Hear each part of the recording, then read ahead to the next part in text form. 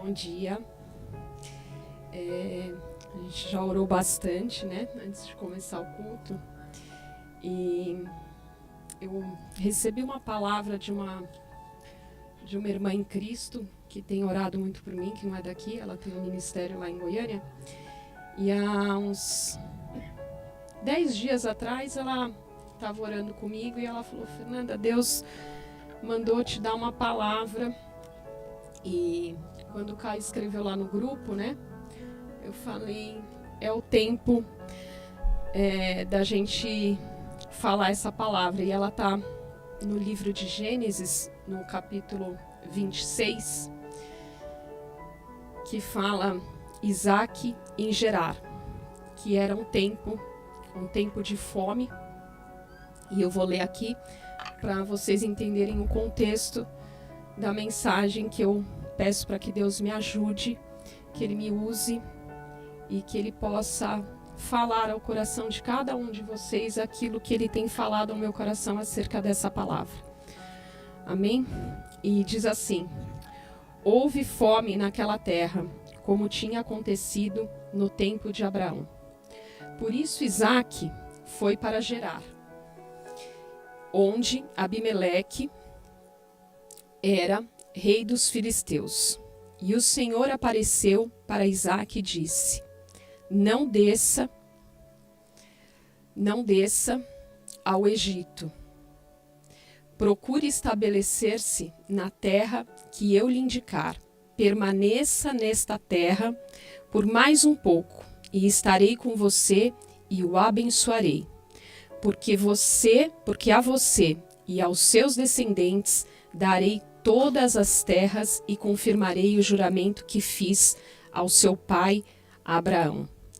Tornarei seus descendentes tão numerosos como as estrelas do céu, e lhes darei todas estas terras, e por meio da sua descendência todos os povos da terra serão abençoados, porque Abraão me obedeceu e guardou meus preceitos, meus mandamentos, meus decretos e as minhas leis.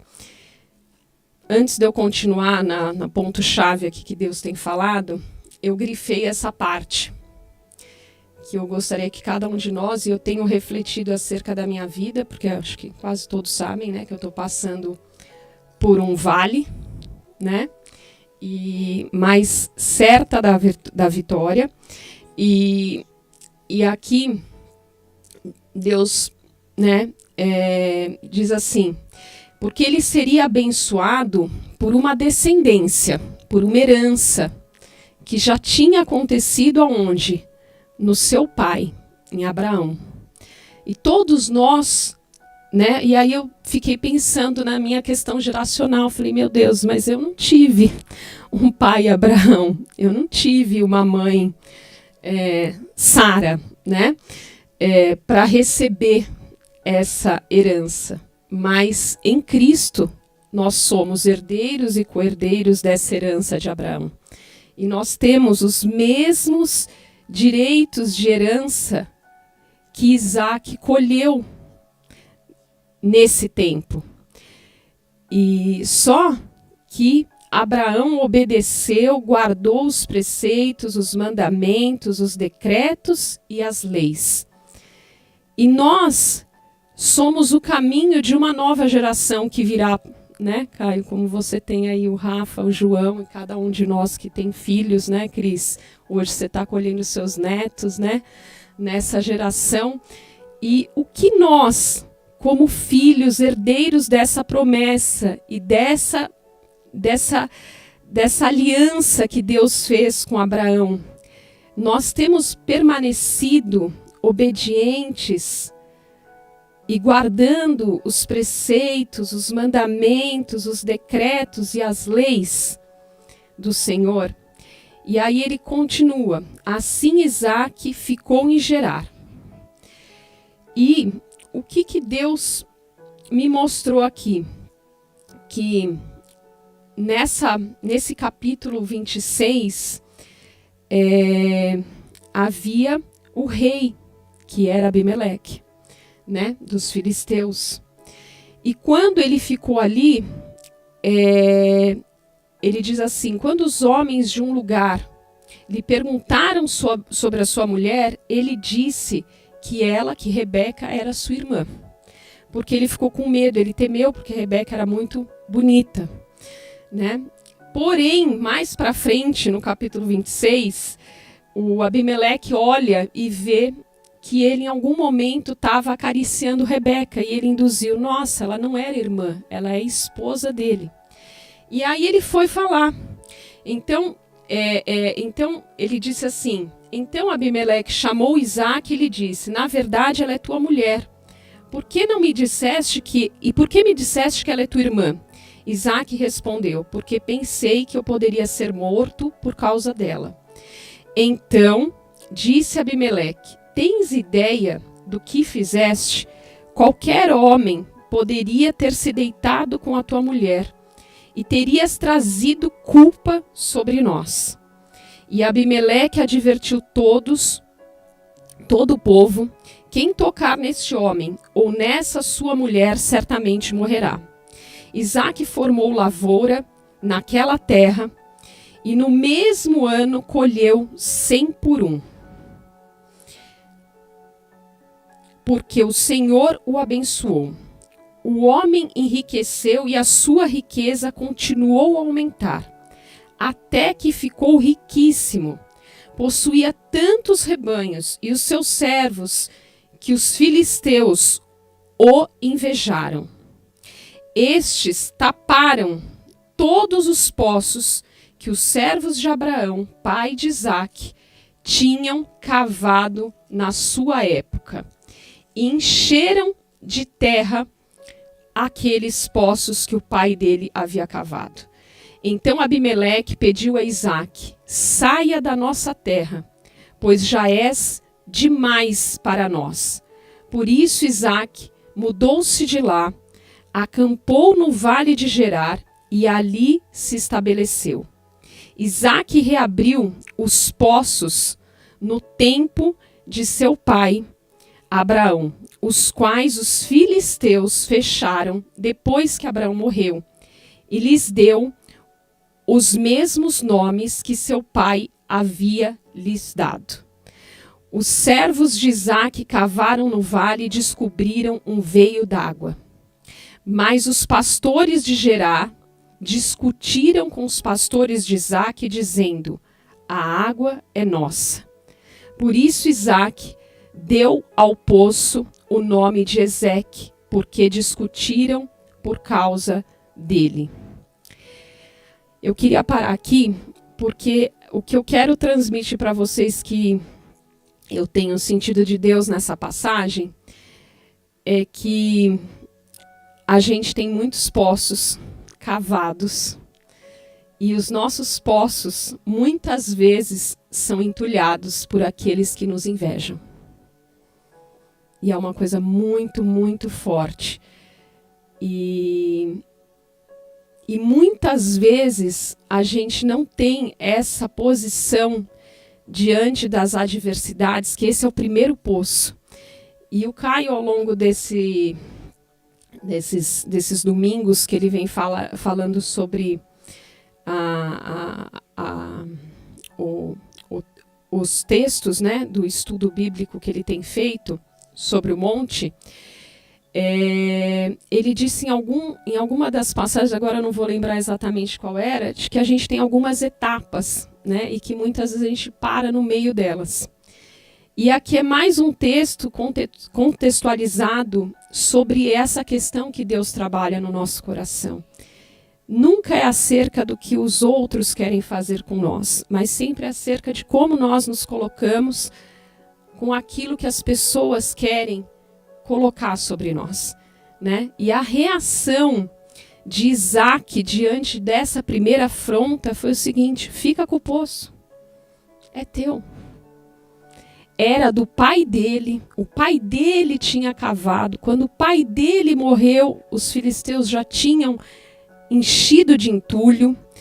Aí ele vai para aquele mesmo lugar, o rei manda ele sair porque ele já estava próspero de toda a lavoura que ele tinha feito. Então imagina você colher algo que a gente está esperando de Deus e você colher uma semente que naturalmente ela poderia dar uma árvore limitada e Deus multiplica 100 vezes mais, que foi o que aconteceu com Isaac. Então a palavra diz que ele já estava riquíssimo e eles se incomodaram, se invejaram, mandaram ele sair. Ele cava um poço que já era de herança dele, pelo pai dele, e aqueles pastores brigam com os pastores deles e pede para que ele largue aquela água e ele vai cavar o poço em outro lugar. E aí, contextualizando, depois vocês podem continuar lendo, ele vai cavar um outro poço e dali também falam que não é para ele ficar, que aquela água é deles, e ele vai e cava um outro poço. Aí ele vai e cava um terceiro poço. Quando ele chega eu acho que é no terceiro ou no quarto poço, eu acho que é no terceiro poço, a palavra de Deus diz que o lugar já é espaçoso. Olha que coisa tremenda. Né? Porque quando Deus quer nos posicionar diante da caminhada que Ele tem para nós, da nossa conduta diante das adversidades que as pessoas nos imputam, a nossa atitude vai determinar o que Deus vai fazer conosco. Porque a palavra já diz que a vitória é nossa. Mas para a gente conquistar essa vitória, a gente deve ter uma atitude positiva, perseverante, de não parar no primeiro. E se alguém pedir a capa, né, dá a túnica, que a gente já viu isso também, né? Então a gente tem muitos exemplos, e há um tempo atrás, né, Karinzinha, eu dei a palavra aqui numa quinta-feira, e Deus me levou no livro de Neemias, que era sobre a reconstrução dos muros, e quando eu estava lendo, o Senhor falou assim para mim: Fernanda, a analogia é a mesma, né? Ele tinha que reconstruir os muros. E ali, eu vou ler para vocês entenderem como é importante a nossa perseverança diante das nossas adversidades. Que está lá em Neemias 6, que ele diz assim: venham todos encontrar num dos povoados da planície de Ono. Eles, contudo, estavam tramando para fazer-me mal. Isso Neemias falando das pessoas que estavam tramando, porque ele estava reconstruindo os muros, né? Por isso, enviei-lhes mensageiros com essa resposta: estou executando um grande projeto e não posso descer, porque eu não posso parar a obra para ir me encontrar com vocês. O que ele está dizendo aqui? Aqui ele teve, o texto diz o seguinte: é uma tentativa de intimidação que os inimigos que estavam vendo que Neemias e o seu povo estavam reconstruindo o muro, e ele foi intimidado. Igualzinho Abraão nos poços. O primeiro poço é o poço do quê? Da intimidação.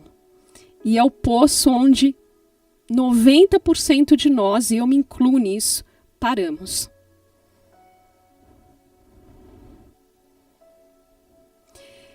E por que a gente para? Porque nós fomos treinados, e somos treinados e induzidos pelo mundo a nos curvar àquilo com que as pessoas julgam e pensam ao nosso respeito. E nos esquecermos e pecamos contra o Senhor de não trazer à memória aquilo que Ele diz ao nosso respeito. Porque Deus, Ele tem uma aliança conosco. Mas Ele tem uma aliança que ela exige obediência e posicionamento. Ele não tem aliança com quem não tem compromisso. Né? Ele não tem aliança, Ele continua sendo Deus, Ele continua fazendo, Ele continua nos cuidando, Ele continua nos tratando, Ele continua nos sarando, mas Ele espera de nós uma atitude positiva, posicionada diante das intimidações, diante das adversidades, diante das provas, diante das lutas. E aqui, gente, os inimigos de Neemias, eles tentaram chamar Neemias para tirar ele do propósito, 4 vezes eles mandaram uma mensagem para tirar Neemias do foco. Foram 4 vezes. E aí ele diz assim: eles me mandaram 4 vezes a mesma mensagem. Olha que interessante. O inimigo, a estratégia maligna é muito importante a gente conhecer, porque a gente reconhece quem está falando e qual o objetivo daquela fala. Porque quando a gente reconhece, a gente sabe pegar a arma de guerra, que é a palavra de Deus, e declarar, e aquilo cai por terra e a gente continua no propósito. E foi o que Neemias fez. O povo dele era muito mais fraco, muito menor, mas ele sabia quem ele era. E qual o propósito que ele tinha para cumprir para Deus. E a mesma mensagem, todas as vezes, lhes dei a mesma resposta. Olha que interessante. Quantas vezes eu estou falando isso por mim mesmo. Algo da minha alma, o inimigo, algo que vem, e ele vem com a mesma estratégia. É a mesma, gente, a mesma. E a gente dá resposta diferente. Porque a gente já está entrando na estratégia dele. Neemias não, ele sabia que a estratégia era a mesma, porque ele não tem tanta criatividade como o nosso Deus, que é um Deus muito criativo e muito sábio. Ele deu a mesma mensagem, a mesma resposta. Então, olha que loucura, na 5ª vez, Sambalate mandou-me um dos meus homens de confiança com a mesma mensagem.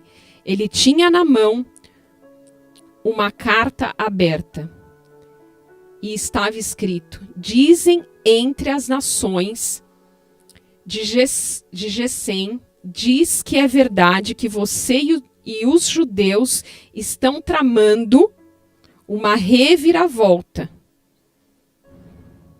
e que por isso estão reconstruindo o muro.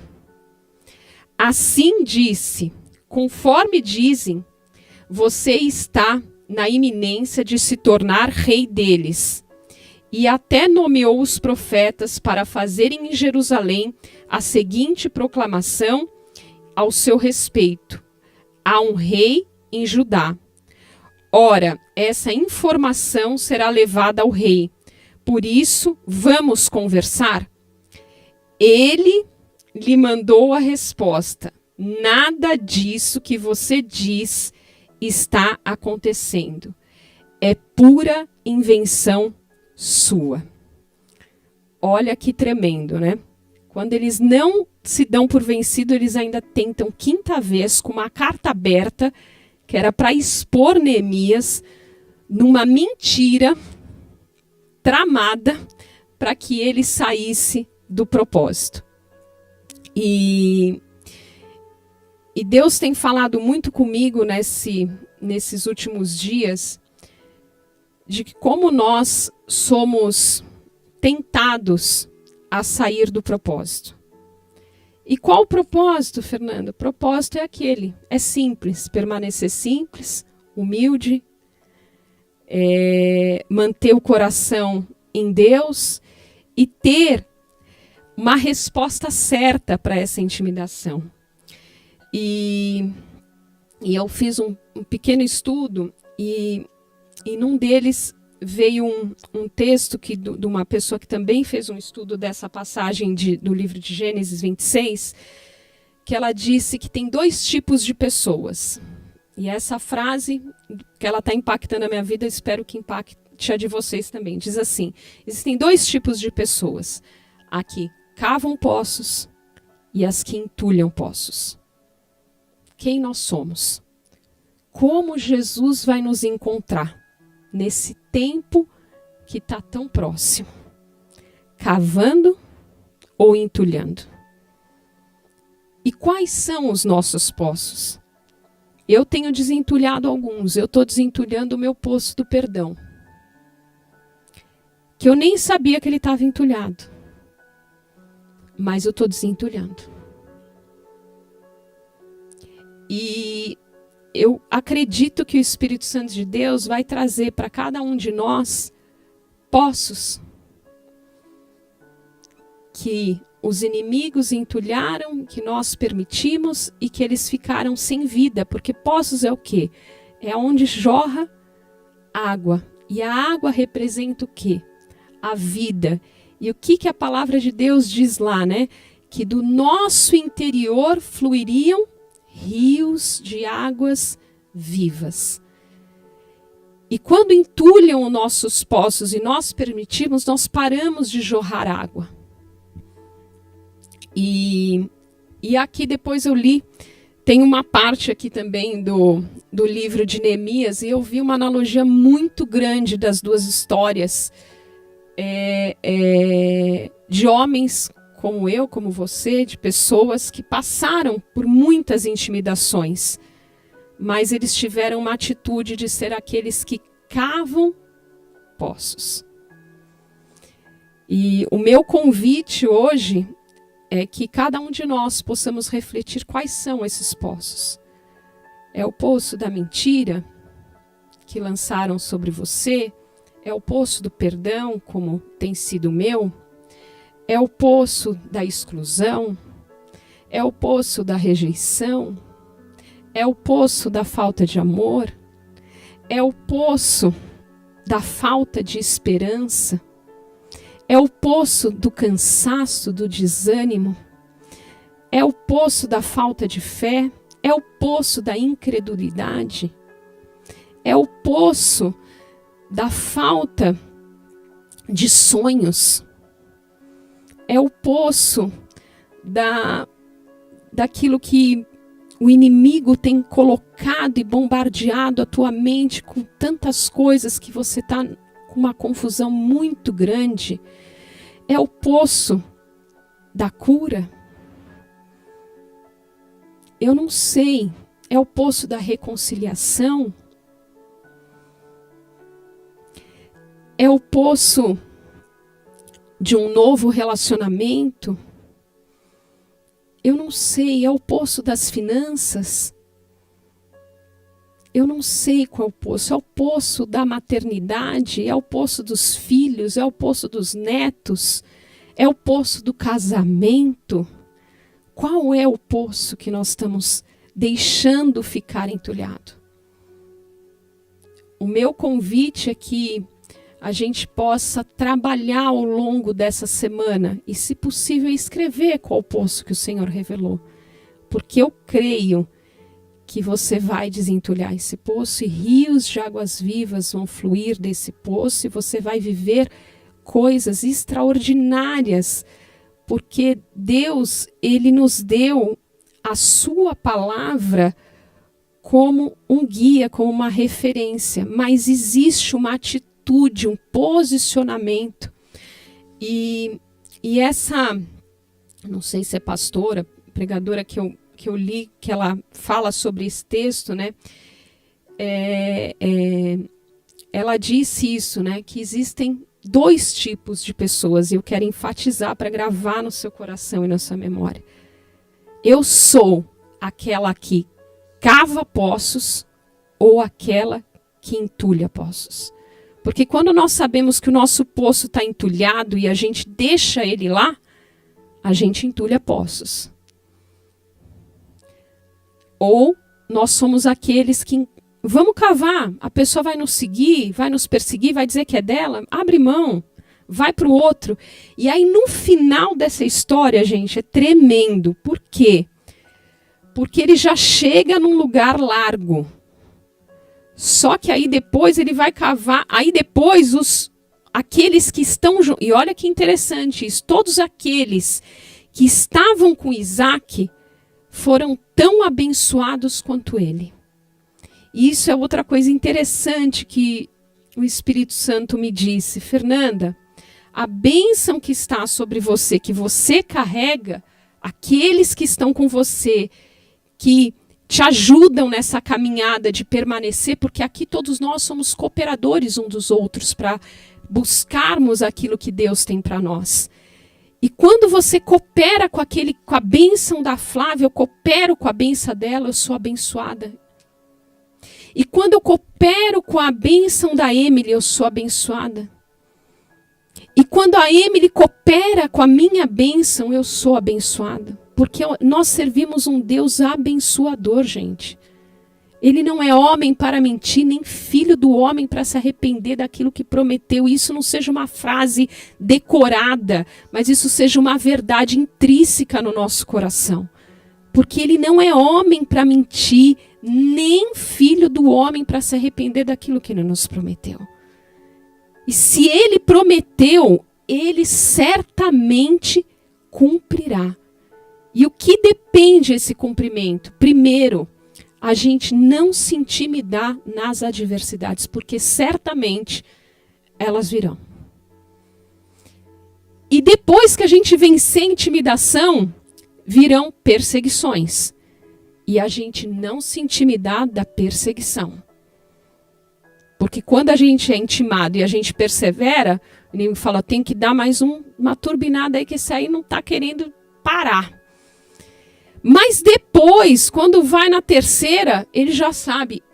Com o Caio não adianta eu mexer, porque ele sabe quem ele é. Porque o inimigo nos conhece, gente. É uma loucura, mas ele nos conhece. Então, nós temos que nos conhecer e conhecer o nosso inimigo, porque aí a gente vai reconhecer, falar, isso aqui não, isso aqui eu não aceito. Isso aqui não veio do Pai das Luzes. Isso aqui não veio de Deus. Eu não vou aceitar isso na minha vida. A gente tem dificuldade, porque nós amamos as pessoas, nós somos falhos, nós falhamos com as pessoas que falham conosco, e normalmente são as pessoas que a gente mais tem consideração. E aí a gente se fere, e a gente se fecha, mas a gente tem que se abrir com uma atitude positiva. Como Isaac fez. Quer ficar com o poço? Irmão, fica, é teu. Vou cavar de novo. Quer? É teu, vou cavar. E uma hora, aqueles que estavam com ele falaram, mas Isaac, pelo amor de Deus, vem. E eles foram, porque eles sabiam e reconheciam que tinha algo da parte de Deus para Isaac. E quão importante é a gente encontrar pessoas nessa nossa caminhada tão árdua de seguir a um propósito, que o caminho é estreito, de nos apontarem e de nos auxiliarem nessa bênção que está sobre nós. E depois que eles chegam já nesse lugar largo, olha que interessante, porque a palavra diz que estreito é o caminho, né? E o Caio pregou isso lá em Mateus, né? E aí, depois que a gente passa por tudo isso com Jesus, ele chega num caminho largo, farto. Ele já era riquíssimo, gente, presta atenção. Mas ele chega num lugar largo.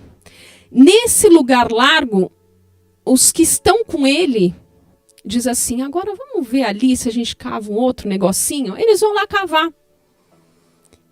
E Isaac já estava descansado, eu já estou no lugar largo.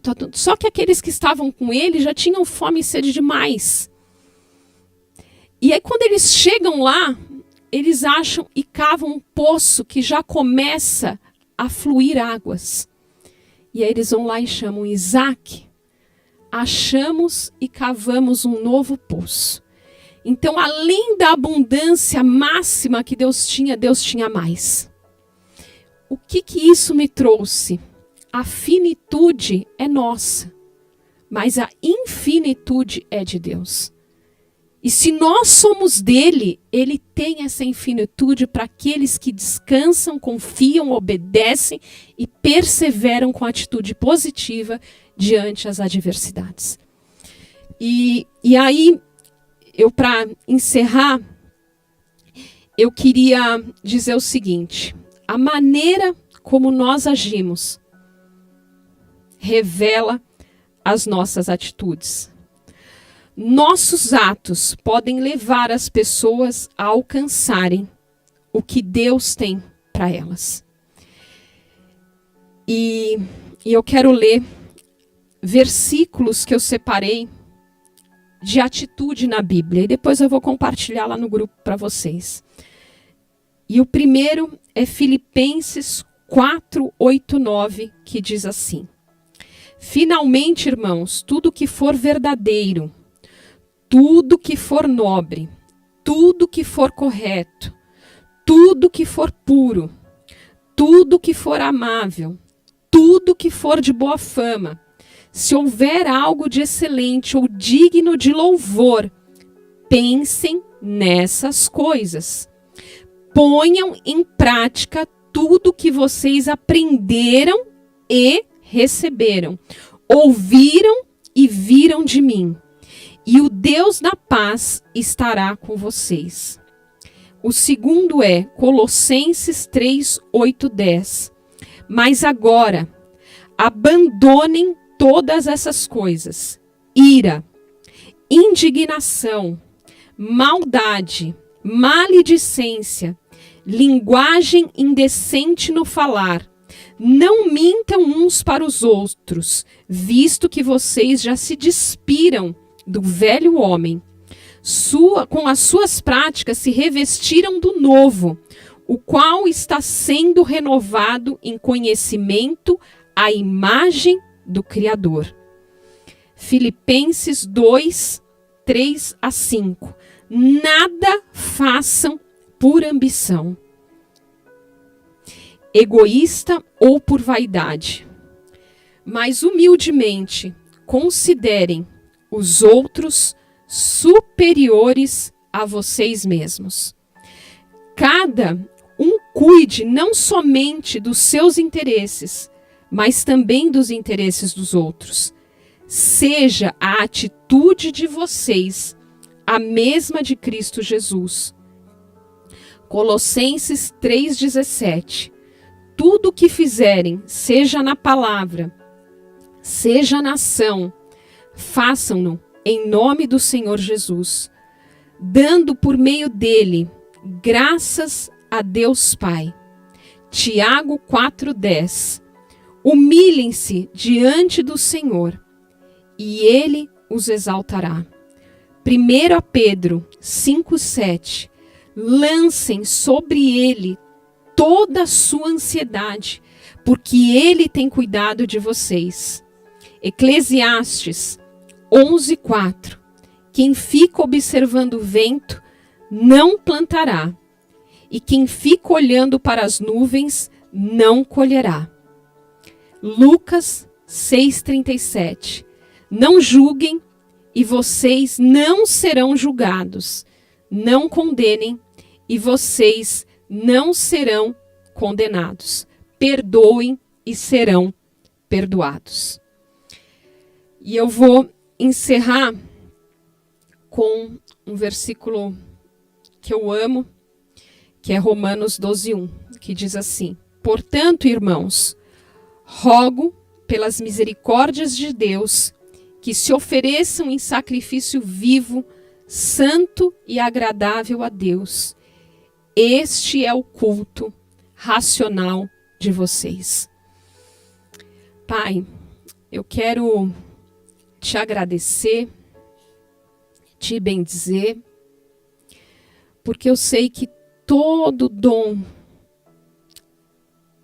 vem de ti, que toda bênção foi liberada para cada um de nós da parte do Senhor, que todas as palavras faladas, declaradas, profetizadas na tua palavra são a verdade das nossas vidas, são a certeza de que nós temos um Pai, um Deus que nos ama de uma forma radical, de uma forma intencional, de uma forma sacrificial, de uma forma abundante, Pai, e que nós, por amor a Ti, devemos inclinar todas as nossas emoções, todos os nossos pensamentos e te pedir, Paizinho, que os nossos poços que estão entulhados, que o Senhor possa revelar a cada um de nós, seja quais eles forem, se for 1, 2, 3, eu falei do mais crítico, mas eu tenho mais, Senhor.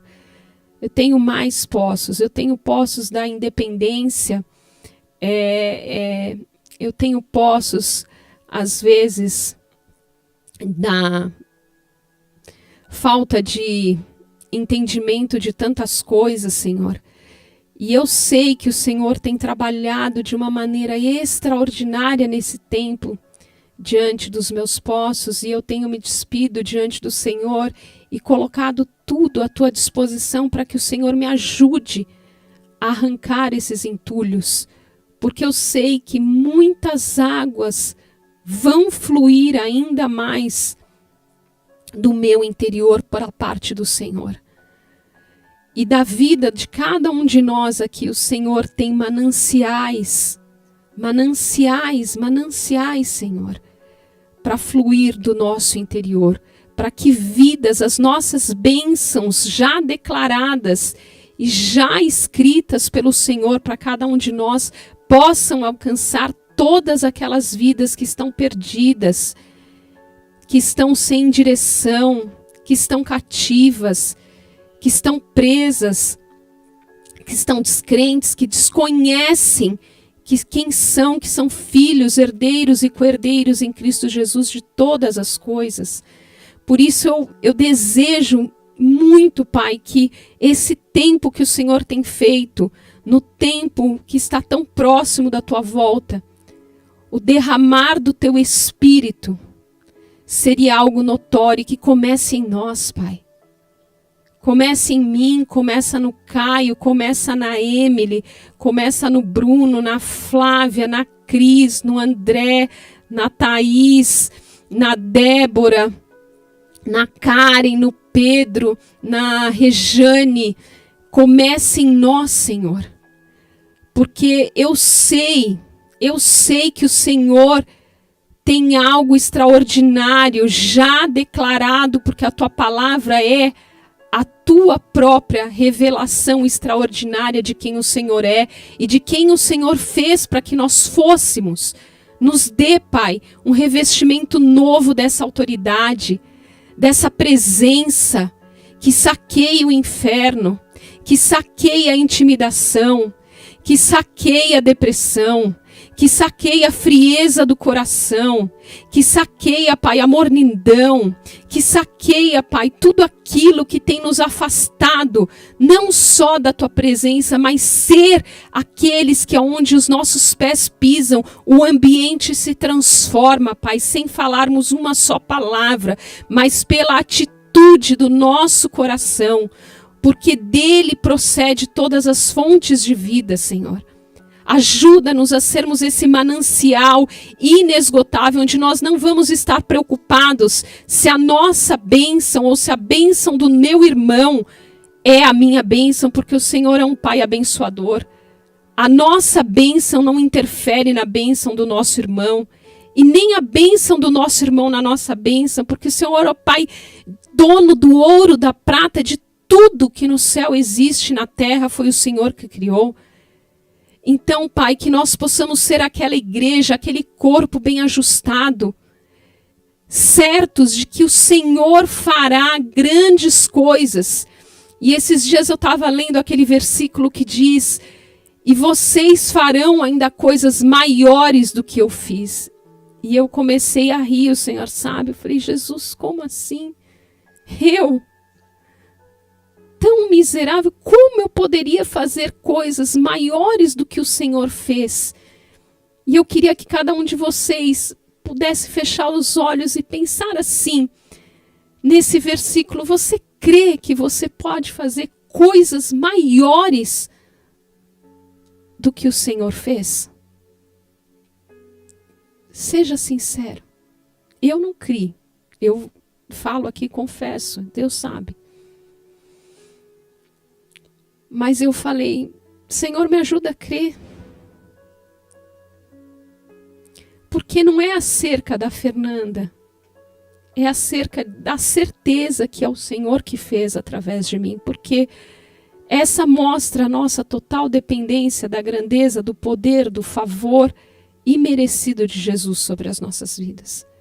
Porque quando nós estamos fazendo coisas que nós somos capacitados, que nós somos bons, não sei, mas eu acho que Deus faz algo quando nós não somos capacitados e a gente tem um coração disponível para que Ele nos capacite. E coisas extraordinárias e maiores do que Ele fez, Ele fará através de nós. E quando eu falo coisas maiores e extraordinárias, não é algo milaborante, né? Porque Deus é um Deus simples. Mas são essas coisas assim, perdoar, tirar os entulhos, deixar fluir, verdadeiramente se alegrar com os que se alegram e verdadeiramente chorar com os que choram. E esse é um dos meus outros poços entulhados. Porque quem convive e me conhece mais intimamente sabe que eu sou alegre. E eu dou muita risada, às vezes, das minhas próprias coisas, das minhas próprias situações. E eu tenho dificuldade de ver a pessoa na luta. Eu oro, mas eu tenho dificuldade, que eu falo, Deus, eu não aceito. Eu tenho até uma rebeldia santa de não aceitar. Mas eu creio que hoje eu estou vivendo um tempo que eu estou tendo que chorar comigo mesma diante da minha própria situação. E ver pessoas ao meu redor que eu não conhecia, porque eu estou num ambiente novo, passando por problemas maiores do que os meus. E pedir, Senhor, me compadece. Mas quando a gente está moído, né, Caio, a gente é mais fácil de se compadecer do outro. Quando a gente está numa situação tranquila, porque graças a Deus a gente vive essas estações, eu falo por mim, eu tenho mais dificuldade. Então ontem, eu até estava com alguns amigos e eu falei, e as meninas quiseram orar por mim, pela 20ª vez, já nem sei quantas.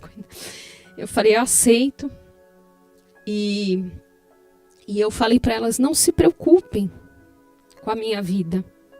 Que eu sei que vocês não se preocupam, mas vocês estão vigilantes, obrigada.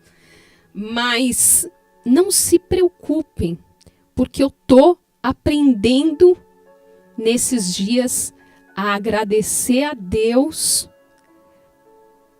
por Ele ter permitido o meu corpo ser tocado. De verdade, assim, eu tenho agradecido, Senhor, obrigada, obrigada, porque tem sido um tempo tão enriquecedor para mim, que eu não sei nem mensurar para vocês, que vocês vão achar que eu sou louca, mas só Deus faz essas loucuras com a gente. Mas eu tenho sido eu acho que tem sido o tempo dos meus quase 45 anos de idade, a maior bênção da minha vida, gente.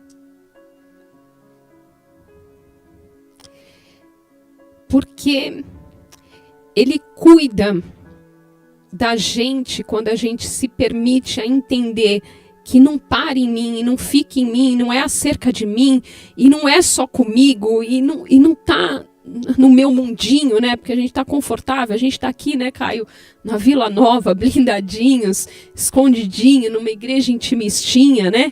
Que tem pouca intimidação, que tem pouca, né? Porque quanto maior o número de pessoas e de situações e exposição, maiores são as lutas. A gente não tá lá, né? Na África, em lugares que são perseguidos, que o cristão não pode abrir a palavra, que ele não pode se posicionar, nós não estamos inseridos nesse lugar. E a gente é tão mimado por Deus, que eu falei, Senhor, eu não tenho o mínimo direito e escolha e livre-arbítrio, ainda mais que Ele tenha nos dado, eu não tenho de ficar triste ou abatida. E até decidi, falei, agora nesses dias vocês sempre arrumada. Hoje a Débora falou, ai Fê, você estava arrumada, você está tão bonita com essa cor. Eu falei, porque eu vou ver o filho da Ney. Mas na verdade não era não, porque eu falei, Deus, a partir de hoje eu vou estar sempre linda, que eu não vou dar legalidade para essa intimidação de enfermidade me abater. Ele não vai entulhar poço na minha saúde. A minha saúde é rios de águas vivas fluindo do meu interior. E é esse rio que tem ainda uns pocinhos entulhados, eu quero compartilhar com vocês nessa manhã e verdadeiramente pedir que o Senhor ajude a cada um de nós a desentulhar com ousadia os nossos poços, convidar o Espírito Santo de Deus a nos trazer, porque nós temos obrigação de ser aqueles que abençoam primeiro. Nós temos obrigação de ser aquele que tem a palavra certa. Nós somos aqueles que têm a obrigação de estender a mão para que ninguém olhe, para aquele que ninguém olha.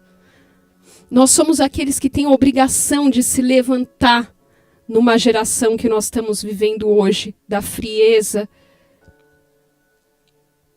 né, do comodismo. Nós somos aqueles que têm a obrigação.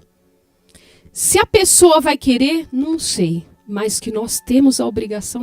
E muitas que estão morrendo por aí ao longo do caminho, os mortos-vivos, como disse recentemente um médico para mim, para o André, e eu falei, é uma realidade,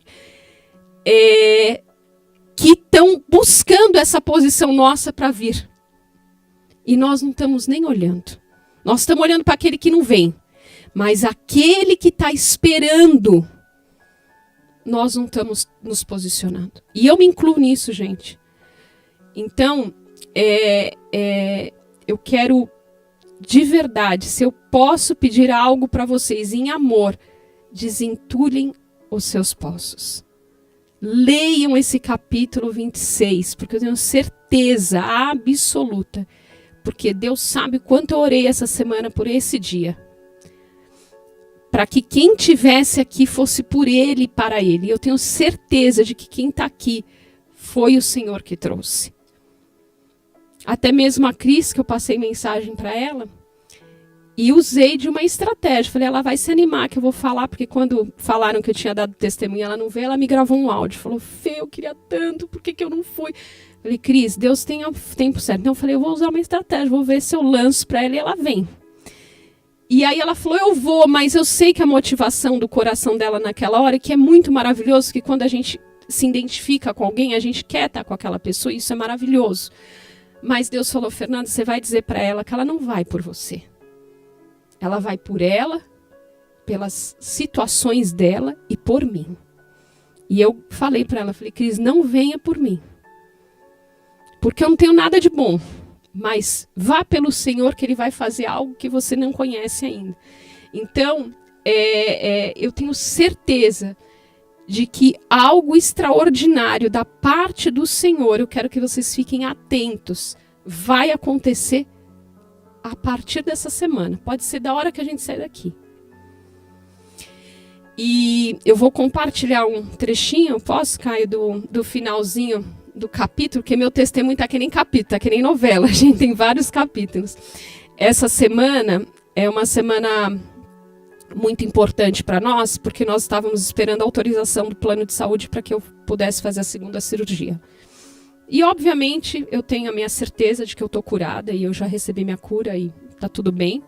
Enfim.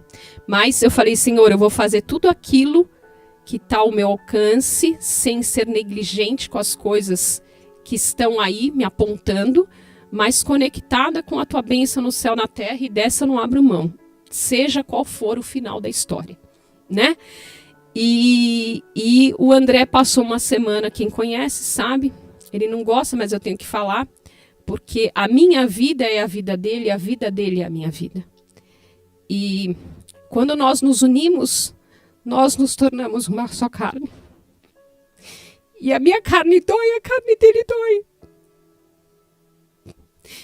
E eu sei que ele passou uma semana muito difícil. Acho que foi o maior desafio da vida dele essa semana. Porque a gente crê, mas a gente é humano. E a gente chegou aqui, a gente acabou de receber que o plano autorizou para eu fazer a cirurgia no sábado que vem. E eu não quero passar isso com peso nenhum para vocês, tá? Mas, assim, eu queria compartilhar que aquilo que Deus falou para mim logo cedo hoje, Fernanda, essa semana vai ser uma semana de poços desentulhados, de mananciais de coisas, e não vai parar em você. Você tem que anunciar para todos aqueles que estão ao seu redor. Porque a bênção vai ser mais do que 100 por 1. Vai ser infinita. Na matemática incalculável de um amor de um pai que deu o que ele tinha de melhor por cada um de nós, que foi o seu Filho unigênito. E eu ter recebido isso na hora que o André me mostrou, eu falei, mas não quero nem ver isso agora, que foi bem agora antes de começar o culto. Eu pensei, já está querendo entulhar meu pocinho. E eu falei, não vai entulhar não. Então eu quero que vocês recebam nessa manhã essa capacitação dos céus para que vocês possam ter a ousadia dada por Deus, já declarada, já liberada para cada um de nós, para que nós possamos desentulhar os nossos poços e alcançar vidas, alcançar todos que estão ao nosso redor, realmente inundar a nossa família, inundar a nossa nação, inundar o nosso prédio, inundar o nosso bairro, inundar a nossa casa, inundar a nossa igreja, inundar o nosso coração, inundar a nossa mente, inundar o nosso corpo, inundar o nosso casamento, inundar os nossos filhos, nossos netos, os nossos amigos, os nossos inimigos, e que a gente possa ter a certeza de que aquele que prometeu é fiel para cumprir. E eu, antes de terminar, eu falei com a Emily, Emily, você vai tocar lá para mim, o poderoso Deus? Ela falou, vou, Fezinha, tem mais algum? Então... E ela tocou, foi o último que ela tocou antes de eu falar, mas eu queria que ela tocasse de novo, porque eu quero que a gente se aprofunde mais nesse ambiente de milagre. Porque essa semana, gente, eu não sei como, eu tenho falado isso, Deus, eu não sei como o Senhor vai fazer, mas que o Senhor vai fazer, o Senhor vai fazer. E eu não estou falando, gente, acerca da minha cura, porque isso ele já fez, eu quero que vocês estejam, mas ele vai fazer mais. Porque é um tempo de dores, é o tempo oportuno para a manifestação da glória e da dependência daquele que pode todas as coisas. Então, tenha assim na sua mente a certeza de que essa semana, hoje, ainda hoje, na segunda, na terça, na quarta, na quinta, na sexta, no sábado, estejam vigilantes e atentos e, se possível, escrevam aquilo que Deus tocou, aquilo que Deus falou, e vai anotando, porque vão ser memoriais importantes para nossa fé estar firmada na rocha, para nossa fé estar alicerçada, fincada, totalmente arraigada na raiz verdadeira, que é o Senhor. Que nós possamos ter a certeza de que Ele já nos abençoou e que nós só precisamos nos posicionar debaixo dessa bênção, Pai. Posiciona cada um de nós, Senhor, nessa bênção. Pedro, como é que chama? Como? Posiciona a Carola, o Gustavo, Pai. Que eu no começo não falei o nome deles, mas me perdoa, Jesus, porque eles fazem parte desses ramos conectados na tua videira verdadeira, Jesus. Conecta cada um de nós, Senhor, nesse mesmo propósito, nessa mesma certeza de que o Senhor é um Pai maravilhoso, um Pai glorioso, Criador dos céus e da terra e de tudo que nela existe. Que nós possamos nos posicionar em humildade, em simplicidade, sabendo que nós servimos um Rei humilde, que se esvaziou, esvazia-nos de nós mesmos nessa manhã. Desentulhe os nossos poços da incredulidade, Pai, da mornidão, da falta de compromisso, da falta de aliança com nós mesmos, Jesus. Venha nos inundar, venha saciar a nossa alma, venha encher os nossos celeiros. Prepara, Senhor, como o Senhor tem preparado para mim uma mesa na presença dos inimigos dos meus irmãos. E prepara um banquete, porque ali no livro, quando vocês lerem Isaac, aquele rei que o enfrentou, que o perseguiu, no final de tudo, quando ele chegou no último poço, no poço da maior abastança, num poço ilimitado, que verdadeiramente o Senhor sabe, eu já tinha lido, mas não com esses olhos, eu nunca tinha compreendido nessa profundidade. E quando ele chega naquele lugar, os inimigos, aqueles que perseguiam ele foi lá procurar Isaac e os seus pastores para dizer: eu sei, eu tenho visto que o Senhor é com você. Oh Pai, como eu quero que os meus inimigos vejam isso na minha vida. E eles venham até mim, reconhecendo que é o Senhor que está comigo. E que eu possa ter um coração perdoador e que eu faça um banquete para eles assim, como Isaac fez. Convidou todos aqueles que o perseguiram e serviu um banquete e fez um compromisso de paz. Porque nós somos aqueles que vão apaziguar as situações, não vamos ser aqueles que vão incendiar. Nós vamos ser aqueles que vamos dar a outra face, que vamos dar a capa, a túnica, tudo, Senhor. Porque nós não estamos perdendo nada quando nós abrimos mão, porque nós servimos um Deus que abre caminhos nos ermos, Pai. Faz da órfão, faz da estéril mãe de filhos.